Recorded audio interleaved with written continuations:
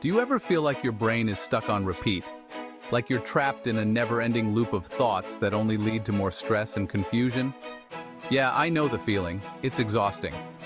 Overthinking is one of the most common mental traps people fall into, and breaking the cycle isn't easy.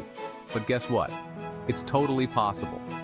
And if you stick around, by the end of this video, you'll have the exact tools to take back control of your thoughts and break free from overthinking for good.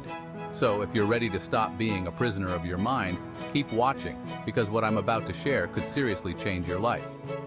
Overthinking is like mental quicksand. The more you try to think your way out of it, the deeper you sink. But why do we overthink in the first place? Let's break it down before we get to the solutions. And trust me, the answers might surprise you. Chapter 1. Why do we overthink? Overthinking comes from our brain's natural tendency to problem solve. In some cases, it helps us work through issues. But often, we get stuck in analysis paralysis, where we feel like we have to think of every possible outcome before making a decision. This leads to stress, anxiety, and, well, more thinking. We tend to overthink for three main reasons: fear of failure, the need for control, and self-doubt. And spoiler alert, overthinking doesn't give you control or make you less likely to fail. It does the opposite. It traps you in indecision. Overthinking isn't just annoying, it's dangerous for your mental health. Studies show it can lead to anxiety, depression, and even physical health issues like insomnia or headaches. And here's the kicker. Most of the time, what we're stressing about never even happens. How many times have you stressed over something that turned out to be nothing? Drop a comment if you've been there. It happens to the most of us. Chapter 2. How to break the cycle. All right, let's get to the good stuff. How do you stop this toxic cycle of overthinking? It's easier than you think, but it does require some mental rewiring. If you stick with me, I promise you'll walk away with actionable steps to finally silence your mind. Ready? Let's go. Step 1. Get out of your head. Take action. The best way to stop overthinking is to simply act. Think of it this way. Every moment you spend stuck in your head is a moment you could be doing something productive. Action beats analysis every time. Next time you catch yourself spiraling, ask yourself, what small action can I take right now? The key here is small. Even if it's just getting up and walking around, it breaks the cycle. Step 2. Set time limits for decision-making. Overthinking happens when we don't give ourselves limits. But guess what? You can set boundaries with your brain. If you need to make a decision, set a timer for 10 minutes. Whatever you decide by the end is what you go with. Done. No more dwelling on it for hours. Step 3. Label your thoughts. One of the best ways to stop overthinking is to recognize when it's happening.